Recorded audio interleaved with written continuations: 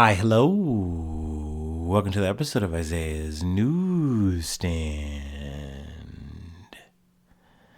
It's your host, Isaiah Edwards. The date is January the 29th, 2026. Hopefully this episode finds you well, in good spirits and high hopes. As for me, I'm doing pretty good. Hopefully Thursday treated you well. I know for me, it was a good but rough day. We made it through, but overall it was solid.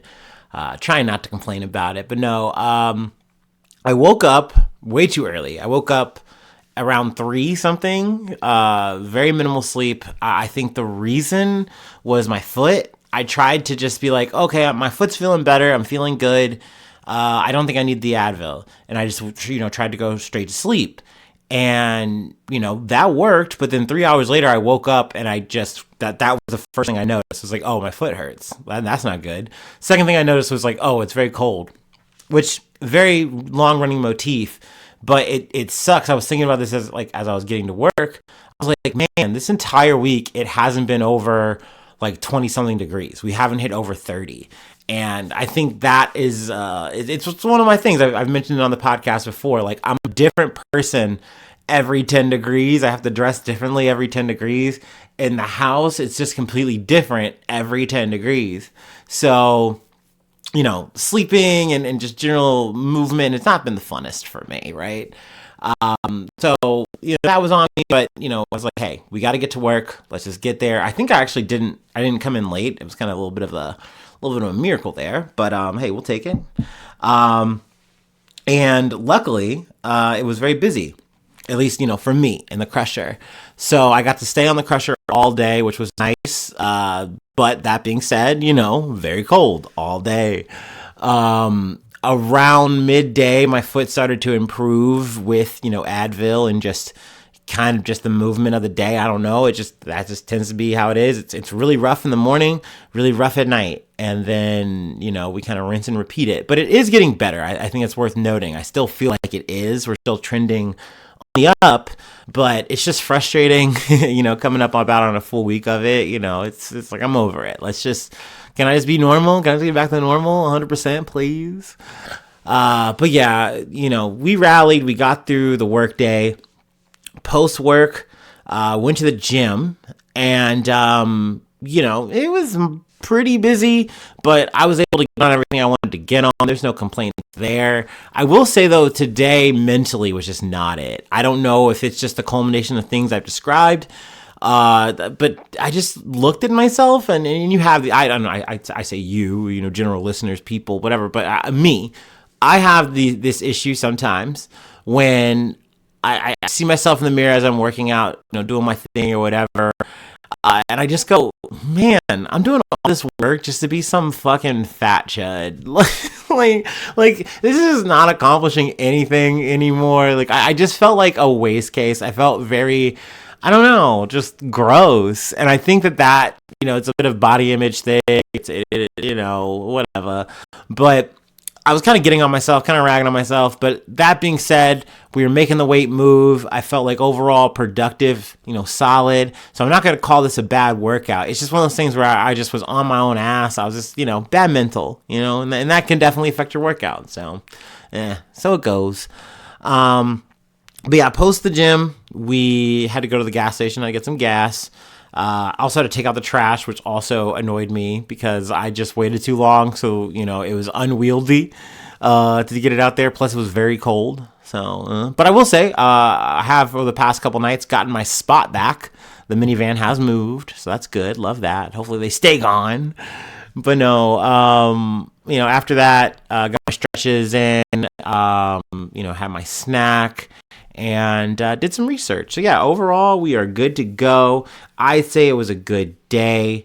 Just some minor hiccups, minor, problem spots, but overall good. So yeah, let's go ahead and do our startup, and let's get into some news.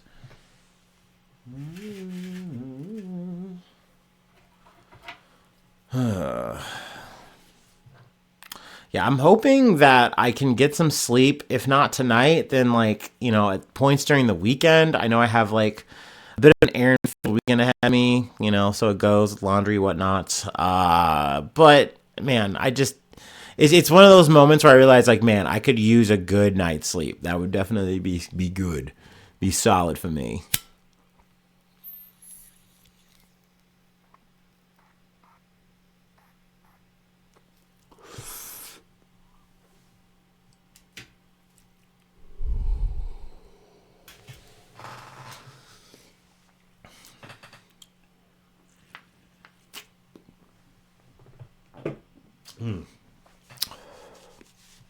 All right.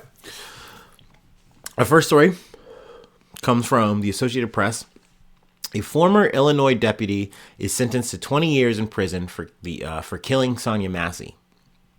A former Illinois sheriff's deputy was sentenced Thursday to 20 years in prison for fatally shooting Sonia Massey, a black woman who had dialed 911 to report a possible prowler outside her Springfield home. Sean Grayson, who is white, was convicted in October of second-degree murder in a police brutality case that prompted protests over systematic racism and led to a U.S. Department of Justice inquiry.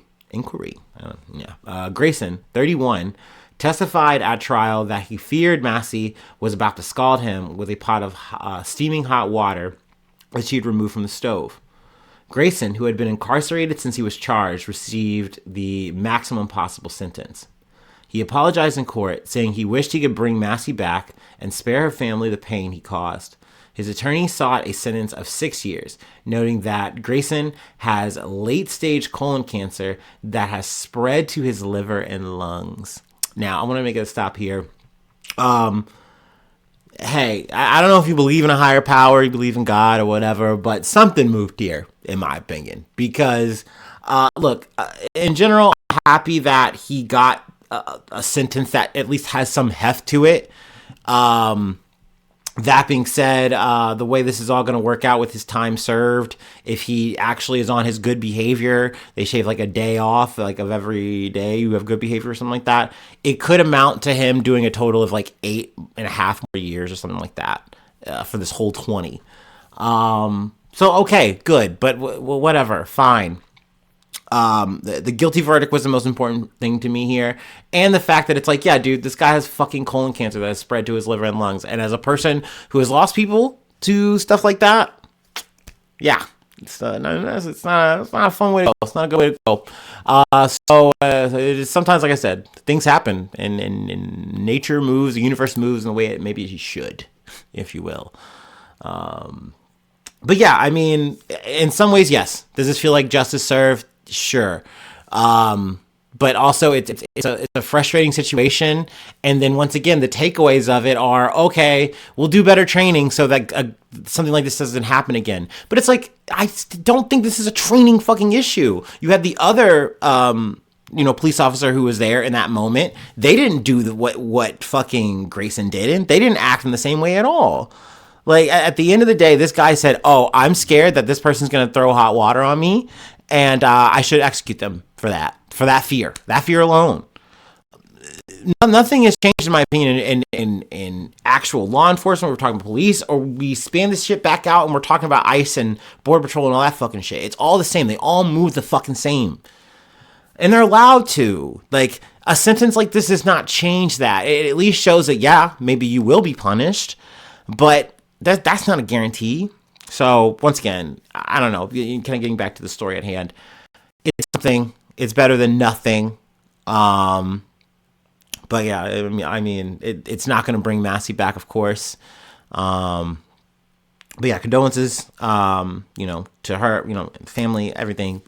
I know we've covered the story a lot. I really don't want to go dragging down the details again. But obviously, it's worth noting that, hey, this is kind of closing that chapter finally, and, we can kind of move on. But that only to say that we have many more stories like this to cover in the future. I know that, sadly. Like, this is America, and that's just not going to stop. It's not going to fucking change. Yeah. But anyway, let's fucking move. Let's hit the next thing. This is a bit of a bigger article. And I haven't even decided as of yet how much of it I really want to read to y'all. But from NPR, Meta and YouTube head to trial over harm to children after TikTok settles. Also, a bit of an aside here, because we talked about the TikTok takeover, America taking over. I didn't remember to ask y'all this question, but like, have you guys noticed any difference in TikTok? I know some people are kind of saying, oh, this is different. Oh, this is happening. They're censoring this and that. TikTok has come out and said, actually, that's related to the storm. We weren't as operational as we would have liked to be. We got hit harder than I think people expected. So it's not that your stuff's not getting uploaded. It's actually a technical issue of that nature. Who knows? They could be lying. I don't fucking know. I know for me, personal things I noticed, like maybe initially a day or so last week, uploading was a bit choppy, took a little bit longer, but then I didn't really notice that, as of like yesterday or the day before. So like, I don't know. To me, it still kind of feels the same, but I think inevitably this is just going to be different because we have, Americans behind the wheel. We have, a new caretaker of the, maybe not so much the algorithm, but the app itself. And I think it just inevitably is going to be different one way or another. And I think people are going to react to that in kind. But anyway, that's not what we're here to talk about. I just kind of like that was in my head, on my mind to talk about. So let's get into the article though. I'm sorry. Social media apps have long been accused of being harmful to children. Now those claims will come before a jury for the first time in a trial kicking off Tuesday in a Los Angeles courtroom. A key question will be whether tech companies deliberately built their platforms to hook young users, contributing to a youth mental health crisis. The jury's decision could have big consequences for the tech industry and how children use social media. Meta, the owner of Instagram and Facebook and Google's YouTube, will stand trial in California state court after TikTok settled the lawsuit on the eve of the trial. Terms of the settlement were confidential, and said Matthew Bergman of Social Media Victims Law Center, who represents the plaintiff. TikTok didn't respond to a request for comment about the settlement on Tuesday. Snapchat was also named as a defendant in the lawsuit, but reached its own undisclosed settlement with the plaintiff last week. But it's also worth noting that they're still, at least in terms of Snapchat, labeled as a defendant here. And so it's also weird, too, that it's like the argument is structured around all of these platforms, yet at least two of them in this situation are kind of annexed out because they settled. I guess it's neither here nor there, but that is something to me that's just a little, tilts my head to the side. But I'll get to maybe my whole grand point here once I feel ready to wrap this up. Let's keep reading. The LA case is the first wave of lawsuits for the trial this year that have been brought against social media companies by more than 1,000 individual plaintiffs, hundreds of school districts, and dozens of state attorneys general. It's drawing comparison to the legal campaign against big tobacco in the 1990s, which accused cigarette makers of covering up what they knew about the harms of their product. The suit accuses Instagram, Facebook, TikTok, and Snapchat of engineering features that make their apps nearly impossible for kids to put down, like infinite scroll, autoplay videos, frequent notifications, and recommendation algorithms, leading in some cases to depression, eating disorders, self-harm, and even suicide. Snapchat and TikTok remain defendants in the other lawsuits. So that's what I'm saying. Like, you settled with those companies, though. You said, we're good. We won't tell you what exactly we got to the bottom of. But part of this is they make this the point of, we're not just doing it about the money. We're doing it about the principle to, like, redesign these apps to be better, and so that they're not as predatory, malicious, whatever, to children, to the people who are using them. But once again, you didn't tell us the details of this Snapchat TikTok thing, so that already just feels a little disingenuous to me. I don't know, maybe I'm wrong for that. The plaintiffs are seeking monetary damages as well as changes to the way social media apps are designed. The trial starting on Tuesday in LA will give a rare look inside how the most popular and powerful social media platforms operate.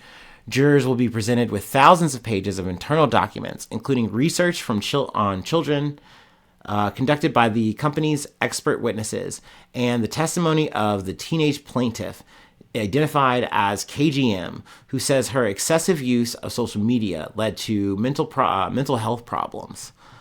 And look, I'm not denoting that, but I feel like putting the onus solely on the social media companies saying, well, they knew about it. They clearly knew. Like, we have emails. We know, like, there's at least a bit of a trail that they were, like, very knowledgeable. And this goes all the way up to the top of Mark Zuckerberg being like, hey, like, what we are doing is very detrimental to the youth. And Mark's like, yeah, but it makes the money printer go burr because we're getting engagement and they're sticking around and seeing all the ads. So I don't care. Roll that shit out. Like, oh, take that shit back, roll it back out. Like, I'm not playing with you. I'm not leaving motherfuckers on red in the emails and shit. So this is all kind of coming to a head in this way. But let me get scrolling, because I mean, we got to get to the social media companies' defense of what they're doing here. The public is going to know for the first time what social media companies have done to prioritize their profits over the safety of our kids, said Bergman, who represents KGM and other plaintiffs. I also think that that's another aspect of this is they, in terms of the design, they don't just want the design. They want to like get into the nooks and figure out what you guys knew when you knew it. And what did you guys do with that information post, right? I think that that's very key for, some of the plaintiffs, some of the attorneys. Like, that's where they want to get to the meat of the matter.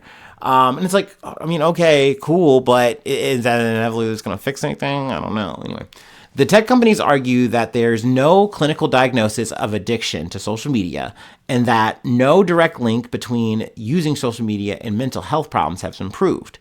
They say they've rolled out safety features for kids in recent years, including parental controls, guardrails on who can contact teen accounts, and time limits. So essentially they're saying, hey, we are listening to you guys. And every single time you've come and you've brought us up at a Congress and you've made your complaints and your accusations, we've responded. We've made changes.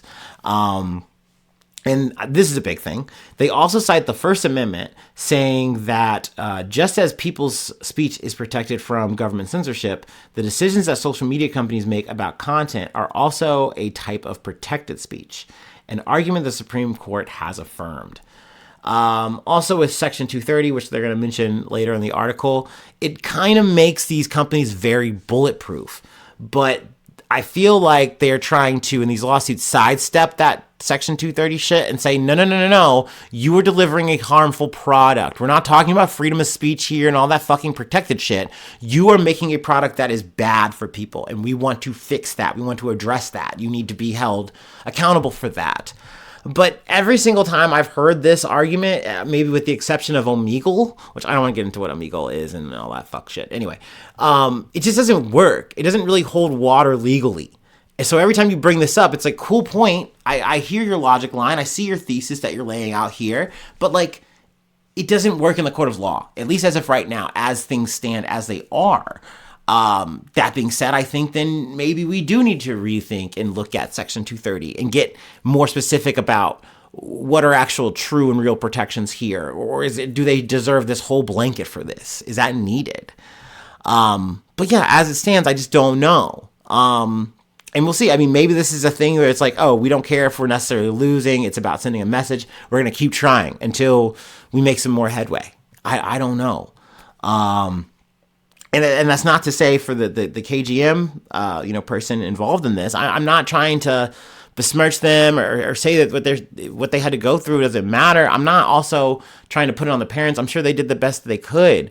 But to put the onus on these social media companies, I think is always going to be a losing bet. To put your fucking, children's lives, your lives in the hands of any of these companies who are here to do what? Make fucking money. Because that's all it is about. It's about greed. It is about a turnover for them. It's not about human lives. It's not about suffering. It's not about any of that shit. So if they got something good, they're going to sell it to you.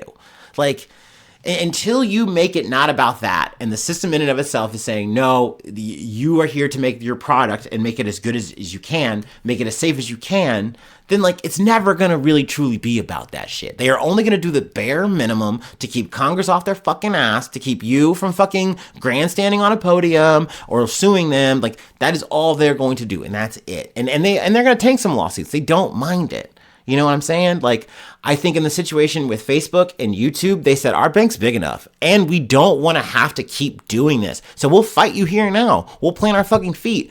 I'm not going to lie to you. When this shit rolled out initially, Snapchat was the first one to cop out. And I was like, I think that's stupid. I think you're being fucking dumb. Like, especially now knowing that, like, you have bunches of other cases to run through on this shit. Like, you might as well just tank it, man. But I don't know. I guess they are the smallest one out of them. They're like, we don't want to have to, like, have this eat into our budget, I guess. I don't know. But then TikTok followed suit right after. Or at least, like, right as the trial and shit was about to go off.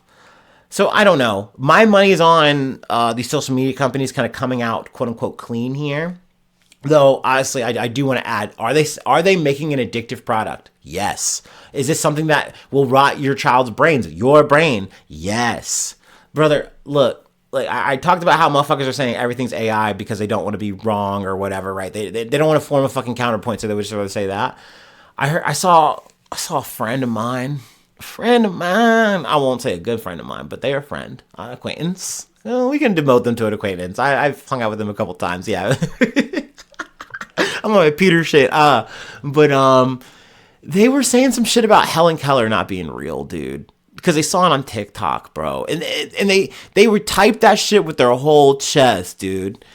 Like, we're cooked. We're cooked. That was an adult. That was an adult who has a child. Okay? So, like, it's Jover.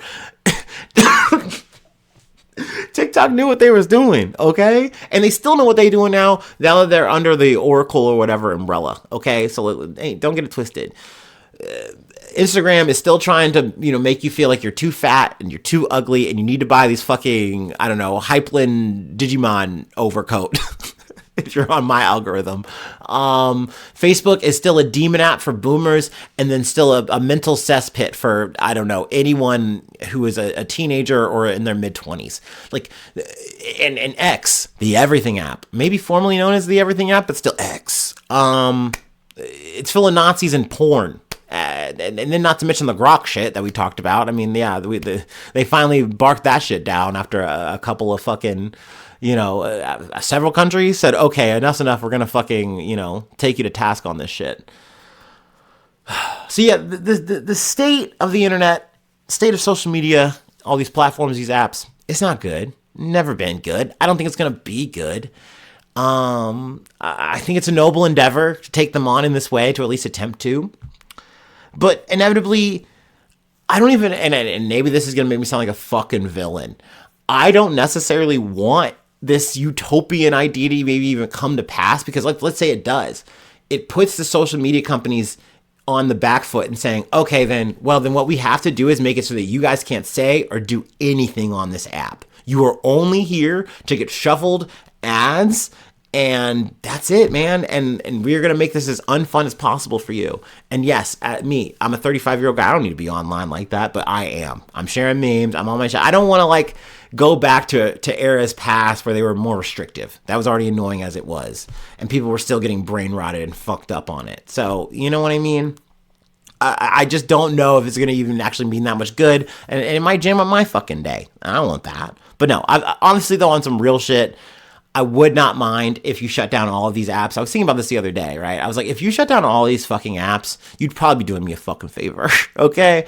I'd be going back to a time where my phone was just something I would text people with and, take shitty pictures, just real core essential shit. Wouldn't that be nice, huh? So yeah, we've kind of gone into the weeds about it. Let's go ahead and say we called it covered. And we'll move on to our next story. We'll be back though, obviously, as this lawsuit continues, this trial shit continues. Probably just gonna wait for a verdict on it, but we'll see if there's any big highlights. Anyway, we got a blast from the past. We got to go back to technically 2020 to talk about a fucking search warrant today. I didn't have this on my bingo card, but I should have. I fucking should have. From The Guardian, I should say. FBI executes search warrant at election office in Fulton County, Georgia. The FBI executed a search warrant at the election office in Fulton County, Georgia, on Wednesday for records related to the 2020 election, according to a spokesperson for the county and the FBI. The warrant sought all ballots from the 2020 election in Fulton County, tabulator tapes, ballot images, and voter rolls, according to a warrant obtained by The Guardian. The Fulton County Commissioner, Mo Ivory, said the initial warrant was incorrect legally and challenged on the scene by county officials. The FBI subsequently obtained a corrected warrant.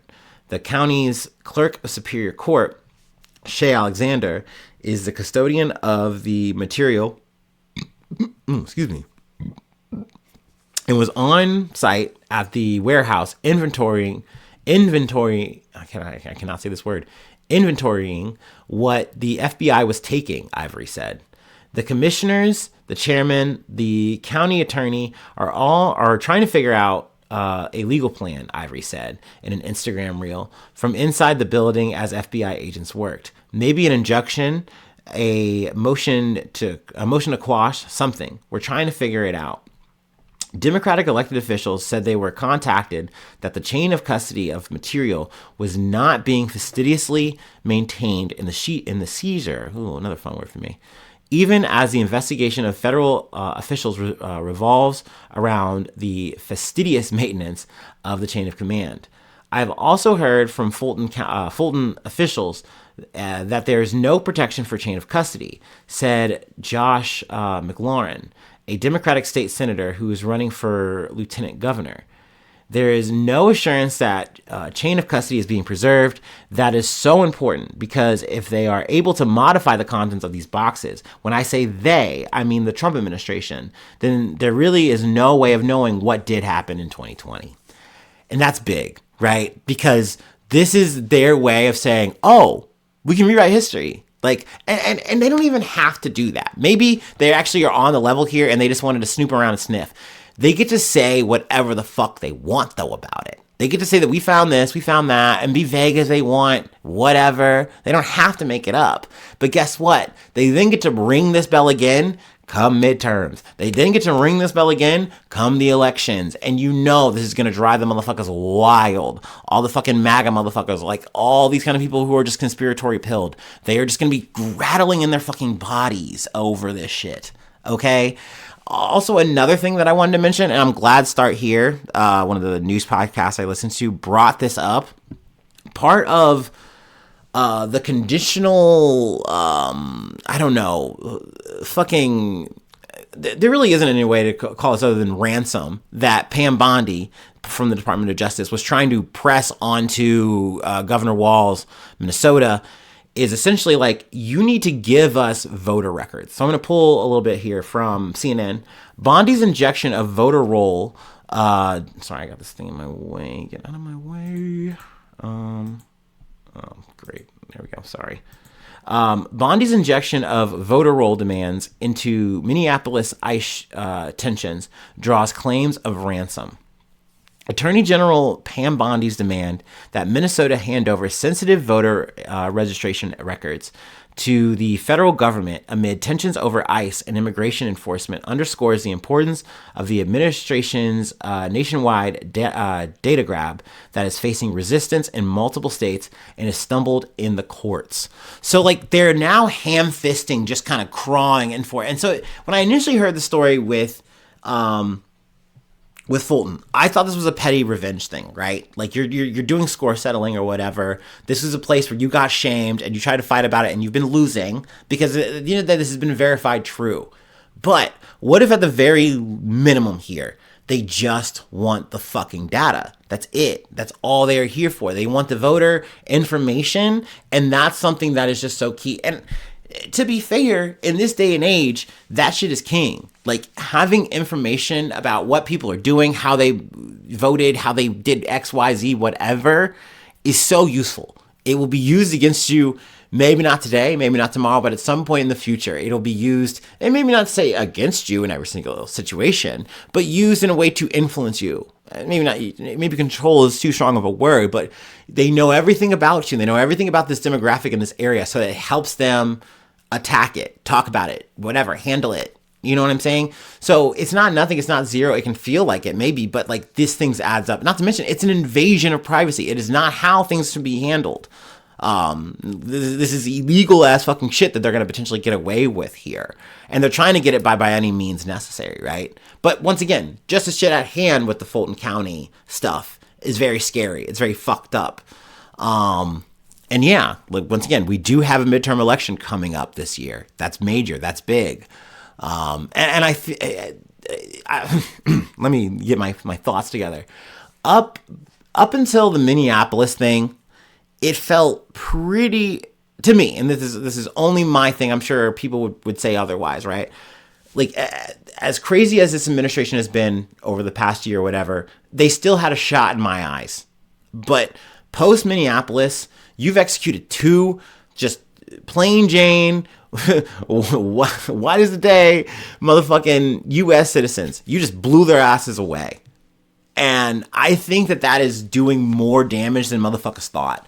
And I think you can even see Trump trying to kind of be like, oh gosh, this isn't a good vibe. I wanted you guys to really talk about all the brown people I deported, not crying over these people that died. Oh, why are you guys crying over that? Why are you guys freaking out about it? I just told you they were like bad people. They're terrorists or something. Like, why? Oh man, this isn't good. So I think that there's something in the air now that everyone's kind of accepting that, like, oh, this shit's a wash, right? Like, we're going to go back to Trump 1 in that way of, like, he doesn't have full control over Congress, even though he's essentially just glided over Congress. He's just like, I don't want to talk to you guys. I don't want to deal with you. You guys pass my big, beautiful bill.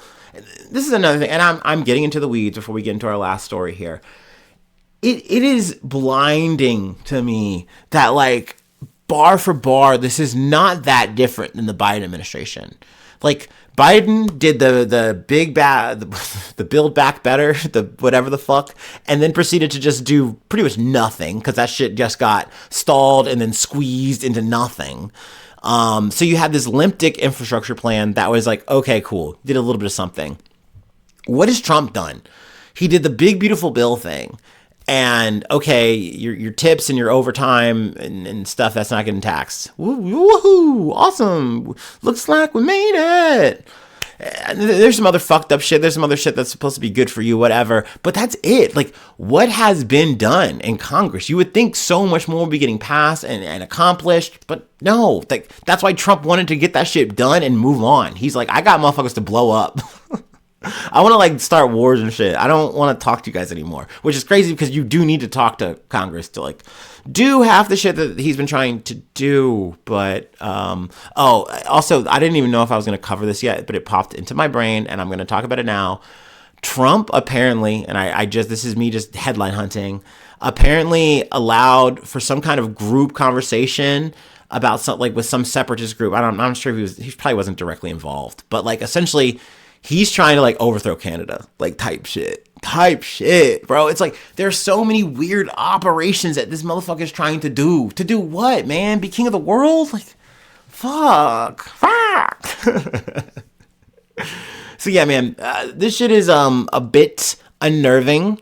We are definitely moving into this second wave, though, right? Like, we're moving into, like, the paranoid android era for our president, for our orange Nobunaga. And I don't know, man. All bets are kind of off here, right? Like, we'll see, man. Everyone's gonna, you know... Yeah, I don't know. I don't want to get weird or anything. Anyway, let's move on. I got lost in the Trump verse, and I need to get back to terra firma. But it's crazy because our last story is going to take us to Florida. So yeah, we got to talk about some bad candy. But yeah, let's go ahead and take our last break and we'll close it out. Oh man, yeah, the whole Trump shit though here, it threw me for a loop. I didn't expect us to go back to the 2020 elections were rigged shit still, but I mean, once again, just like January 6th wasn't what you thought it was. Actually, the election was rigged. Like, oh man, it's wild, dude.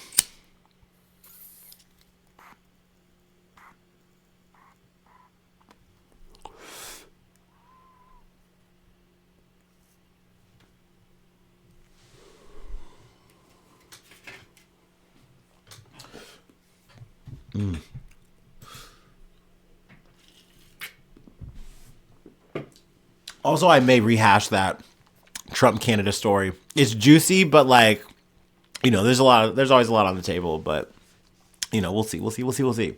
Anyway, from WCTV Eyewitness News. Florida finds arsenic in 28 of 46 candy products tested. Florida health officials found arsenic in 28 of 46 candy products tested as part of the state's Healthy Florida First Initiative. Governor Ron DeSantis announced Monday. Dude, I kind of miss the Meatball Ron era. Can I be frank? Like, mainly because we just have this crazy, loose, like, wild ass man that is Donald J. Trump, right? Like, I know that Ron DeSantis would have been more mechanical, fucking evil. That maybe could have been even worse. I don't know, but like, at least there's a bit of hinged to it, right? He's just this dark, Generation Xer in a suit, But man, I don't know, man. Ron is sanctimonious. Anyway, let's get back to him and his fiefdom. The Florida Department of Health tested candy products from 10 companies for heavy metals, including popular brands such as Jolly Ranchers and Kit Kats. But I like both of those. The results are intended to provide transparency for families about products widely consumed by children. We want parents to kind of know what's out there. I'm sure that's some kind of typo, or maybe DeSantis had a little bit of a stroke when he said that, but he said that during a news conference. You're in a supermarket. Grab this, grab that. Maybe not everything is created equal in terms of what should be the healthiest options. The candy testing follows similar work on infant formula earlier this month. The state analyzed 24 infant formula products from 7 major brands and found elevated levels of heavy metals, including mercury, arsenic, cadmium, and lead, compared to health-based screening benchmarks. Now, I feel like at least a couple times in this podcast, either last year, year before, we've covered similar stories, even down to like the fact of candy and the infant formula, like having like stuff in it, like these metals. Which kind of like then restarted my like circuit on it, because I'm like, obviously you hear arsenic in the candy, yeah, that's bad. It is, by the way. We're not taking away from that, but I will get to, actually we can just smash to, the National Confectioners Association issued a statement. Chocolate and candy are safe to eat and can be enjoyed as treats, as they have been for centuries. The recent announcement from the state of Florida is misguided and demonstrates a glaring lack of transparency related to data-driven, I know, I keep switching between data and data. I'm an American, I can do what I want. Scientific safety thresholds and the evaluation of confectionery products. It will result in confusion among consumers, regulators, and lawmakers. Alternatively, the FDA's Closer to Zero initiative was created to reduce dietary exposure to naturally occurring elements, such as arsenic, and is currently working on arsenic action levels for food consumed by children. Florida has chosen sound bites over science, ignoring the science-based program in favor of publishing unsourced materials that amount to little more than a scare tactic. Food safety and product quality remain our highest priorities, and we remain dedicated to being transparent and socially responsible, and we follow the science. Now that's a boom. That's a good boom clack back.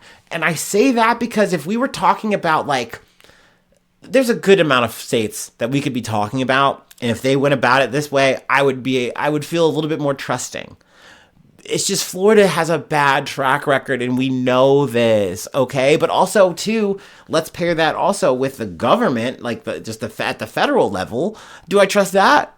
Not that much, no. It especially even less these days, with the whole "Make America Healthy Again" bullshit. We turn the triangle upside down. So, like, no, nothing feels safe. It's hard to trust anything and everyone here, and you're hearing this story, and technically they're saying that the association's even saying, like, I mean, yeah, like there's arsenic and shit, which once again, referencing old stories is a thing that happens, and it gets called out. Hey, this is bad. We've noticed a higher trend of arsenic or whatever, bad heavy metals or whatever in this product. You don't eat it, or beware. But that's what the companies kind of clap back as, like, yo, it's natural. Like, sometimes you just got some heavy metals in there, man. You just gotta ride it out. All of a sudden, these corpo fucks get real bohemian, real fucking crunchy, earthy, even. So, who do I trust? What do I do? I say, what is Isaiah's Newsstand? Not an expert, not a professional. It's a comedy satirical podcast. Buyer beware. That's what we say. Okay. I don't know. Technically, we're not telling you to throw away any candy. We're not saying, kick the Kit Kat, but be aware that maybe there might be a little arsenic in it, and don't eat too many in a year. Like, I think there is some kind of graph, or like, yeah, like, you should only eat so many Tootsie Rolls or whatever the fuck. Like, brother, I'm not monitoring this shit, dude. Like, so this kind of just goes to show that really just, if you're really looking at it, it can feel real dangerous, at least in America. Like, and this is part of the shit where we're talking about the food desert shits, man. Like, you can't even go to some of your local stores and get really good, affordable options. And you usually wind up having to come out with some kind of junk, especially when you have kids who are very, like, particular or any kind of way. And it's like, man, I can't even keep my kid off the phone, let alone give him a beat. So yeah, I fucking gave him the fucking dark Fruit Loops. Did you see they're making chocolate Fruit Loops? What the fuck is that? I think that has everything, and this is my speculation hat. We're closing it out now. Speculation hat's on. I think because they had to take the dye out, I think they're getting desperate, and they're like, bro, what if we made the Fruit Loops chocolate? That way we just make it doo-doo brown, and we don't have to worry about it. Bro, that's the weakest cop out, because I don't like Fruit Loops. I never did. I'm not a fruity cereal guy. But yeah, that's wild to me. I don't know. I just kind of bounced to that topic, but that jarred me. I was like, what are we doing? What have we done? Oh, just the fact that it's like you really don't have good food options, and sometimes you get stuck in these situations where it's like, yeah, my kid might want some candy. I want some candy. Well, you gonna roll the dice? Gonna take a bite? Anyway, that's it. That's all I have. Okay. If you'd like to help out, support the effort, I do have a Patreon. Patreon.com/Isaiah News. Become a newsie today. Obviously, roll calls coming up top of the month. Get in where you fit in, baby. Free ways to hit me up, IsaiahNews1@gmail.com. Feel free to follow me or the podcast on any of the socials. Subscribe to the YouTube. Follow on TikTok. Follow on Spotify. Follow on Apple Podcasts, wherever you like to listen. Leave a like. Leave a cool comment. Sharing is caring. 5 stars on Spotify. 5 stars on Apple Podcasts are always appreciated. But if you don't do any of that, that's okay. It's all good. I really just appreciate just giving me your time. That's super cool. Thank you for investing in me. I'll be back tomorrow, hopefully. Fingers crossed, knock on the wood. But yeah, thanks so much for tuning in. Thanks so much for being a friend. And hopefully I see you soon for some more good news. I love ya. Bye-bye. Mwah.